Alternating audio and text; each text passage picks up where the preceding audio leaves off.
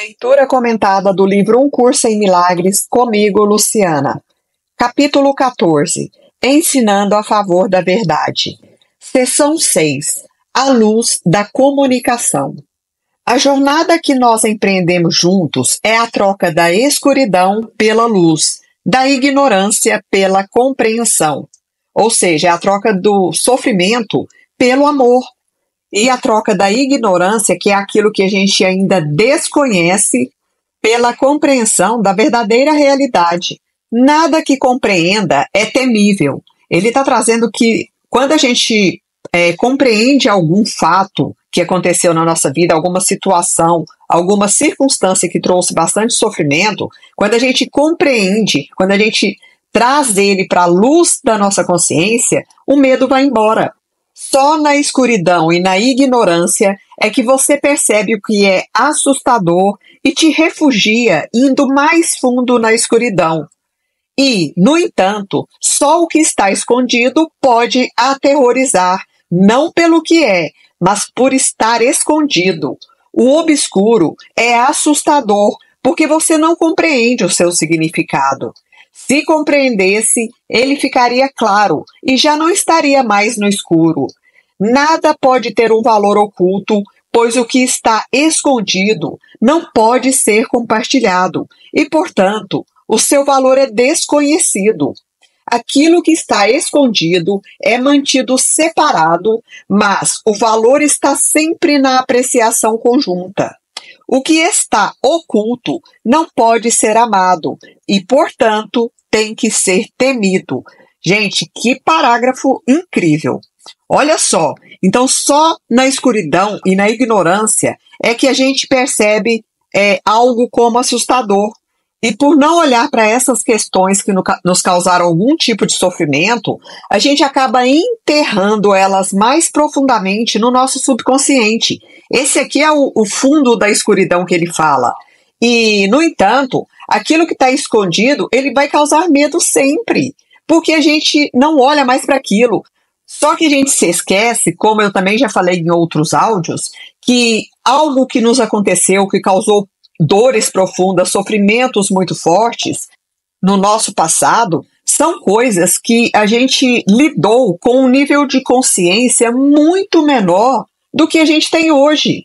Porque hoje nós temos maturidade e um nível de consciência mais elevado para olhar para essas questões e muitas vezes quando a gente olha, a gente pensa assim, nossa, era só isso. Por que isso me causou tanto mal durante tanto tempo? Por que eu guardei isso dentro de mim?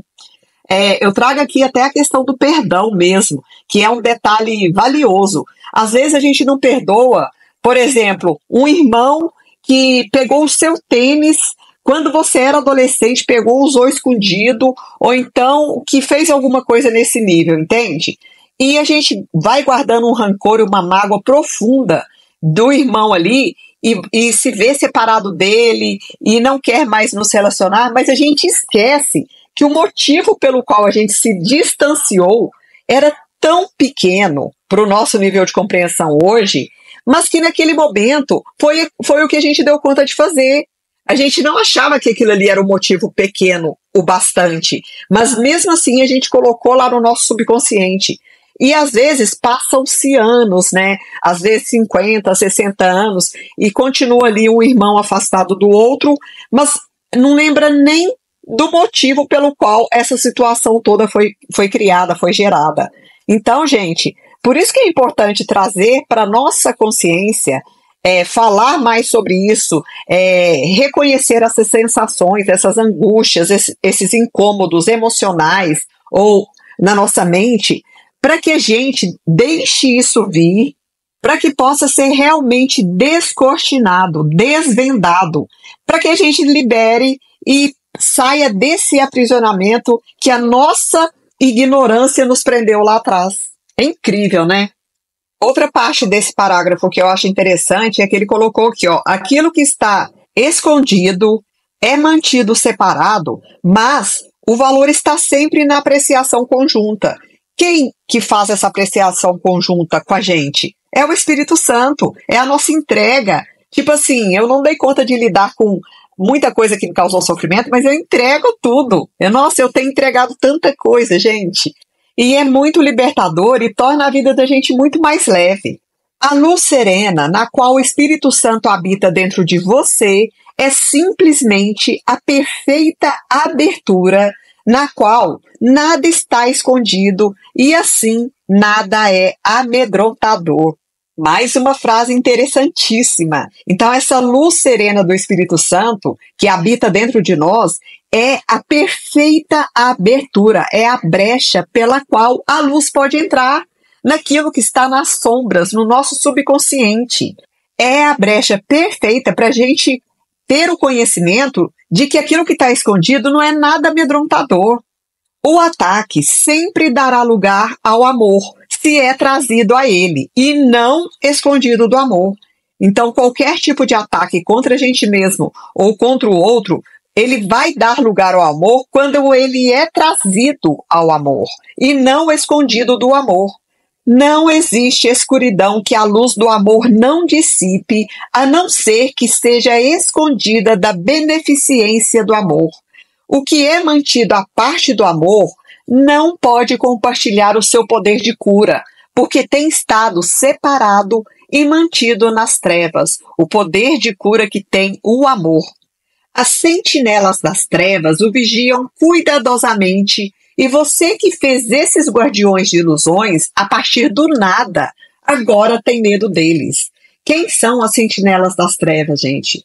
São todos esses pensamentos desarmônicos que o ego faz a gente pensar que a gente tem que fazer, que a gente tem que atacar, que não pode olhar para aquilo que nos causou dor, que não pode perdoar nem a gente mesmo nem o outro, que tem que carregar a culpa. Isso tudo são as sentinelas das trevas, que estão lá vigiando cuidadosamente para que a gente não se cure e que não olhe mais para a nossa essência divina. Aí a gente se perde de nós mesmos nessa vida e a gente perde uma oportunidade valiosa de descobrir quem a gente é verdadeiramente. E ele traz uma pergunta aqui: você quer continuar a dar poder imaginário a essas estranhas ideias de segurança? Tipo assim, a gente pensa que é seguro não olhar para as questões que nos causaram muito sofrimento. Isso não é segurança, isso é prisão. Literalmente é continuar aprisionado em algo que a gente não tinha maturidade para lidar no momento em que aconteceu. Elas não são seguras nem inseguras, essas ideias estranhas de segurança. Não protegem nem atacam, elas nada fazem, não sendo absolutamente nada. Por quê? Porque são ilusões da nossa mente, aprisionada. Como guardiões das trevas e da ignorância, só olhe para eles em busca do medo, pois o que mantém obscuro é amedrontador. Mas deixa-os ir, e o que era amedrontador não mais o será. Sem a proteção da obscuridade, só a luz do amor permanece, pois só isso tem significado e pode viver na luz. Tudo mais tem que desaparecer. A morte se rende à vida, simplesmente porque a destruição não é verdadeira. A luz da inculpabilidade brilha, dissipando a culpa, porque quando as duas são reunidas, a verdade de uma não pode deixar de fazer com que a falsidade da outra seja perfeitamente clara. Eu vou retomar aqui novamente falando de uma outra forma. A luz da inculpabilidade brilha desfazendo a culpa, porque quando as duas são reunidas, a verdade da inculpabilidade não pode deixar de fazer com que a falsidade da culpa seja perfeitamente clara. Então a gente vai perceber claramente a diferença entre uma e outra. Não mantenha separada a culpa e a inculpabilidade, pois a sua crença em que pode ter ambas não tem significado, ou seja, a crença em que a gente pode acreditar nas duas. Uma hora eu acredito que eu sou culpado, outra hora eu acredito que não. Porque, em verdade, se a culpa encontrar qualquer brecha em nós, ela vai permear toda a nossa vida, todo o nosso ser, todas as nossas relações. Tudo o que fez mantendo-as à parte foi fazer com que perdessem seu significado, confundindo uma com a outra, e assim não reconhece que apenas uma delas significa alguma coisa. A outra é totalmente sem sentido, que no caso aqui é a culpa. Você tem considerado a separação como um meio de romper a sua comunicação com teu Pai. O Espírito Santo a reinterpreta como um meio de restabelecer o que não foi rompido, mas foi apenas obscurecido. Todas as coisas que você fez têm utilidade para Ele, para o seu propósito santíssimo. Ele tem o conhecimento de que você não está separado de Deus, mas percebe muitas coisas em sua mente que permitem que você pense que está separado do Pai. Tudo isso, ou seja, que não existe separação, e nenhuma outra coisa é o que ele quer separar de você, quer desfazer em você. Ele quer te ensinar como usar a seu favor o poder de decisão que você fez em substituição ao poder de criação.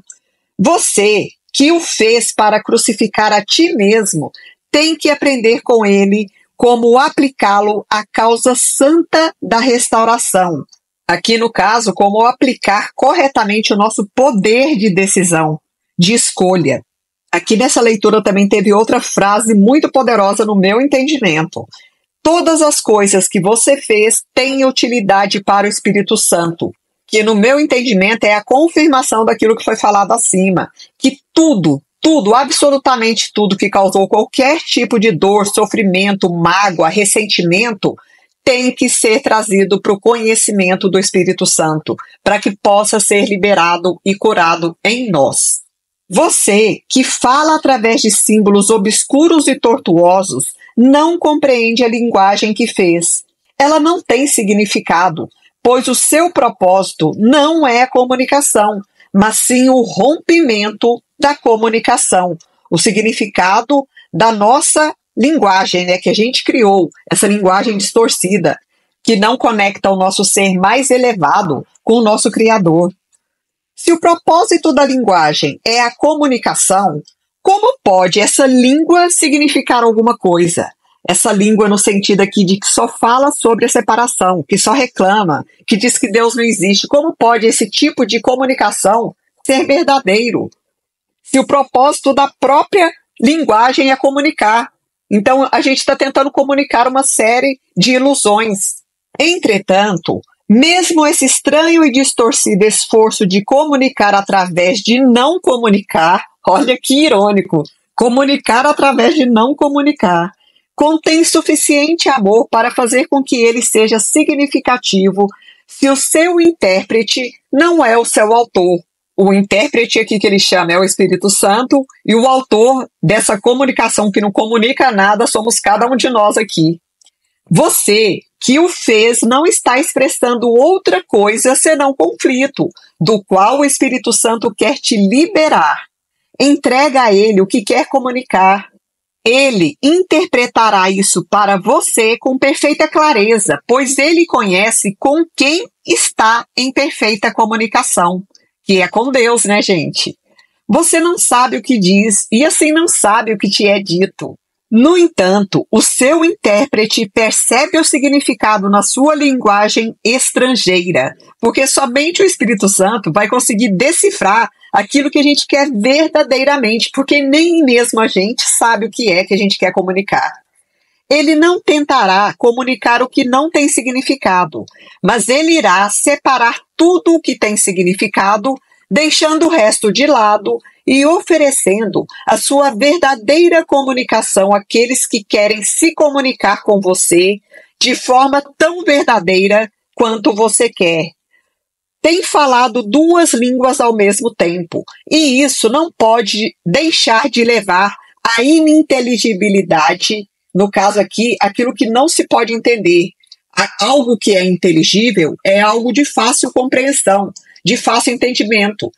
Mas aquilo que é ininteligível é de dificílima compreensão, de difícil entendimento. Então é algo obscuro, que não se torna claro. Entretanto, se uma delas não significa nada e a outra significa tudo, só essa última é possível para os propósitos da comunicação.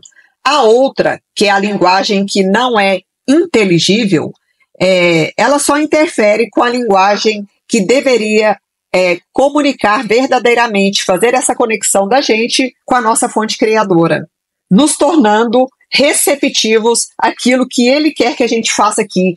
A função do Espírito Santo é inteiramente comunicação. Portanto, ele tem que remover qualquer coisa que interfira com a comunicação, de modo a restaurá-la. Por isso, não mantenha nenhuma fonte de interferência longe da vista dele, pois ele não atacará as suas sentinelas, que são os guardiões das ilusões, né?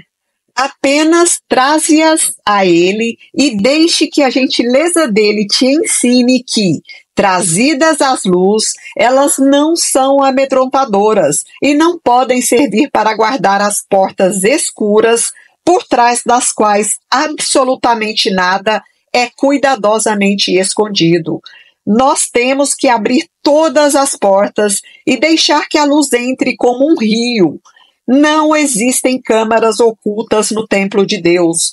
Suas portas estão escancaradas para saudar o seu filho. Ninguém pode deixar de vir aonde Deus o chamou, se ele próprio não fechar a porta às boas-vindas de seu Pai. Que profundo!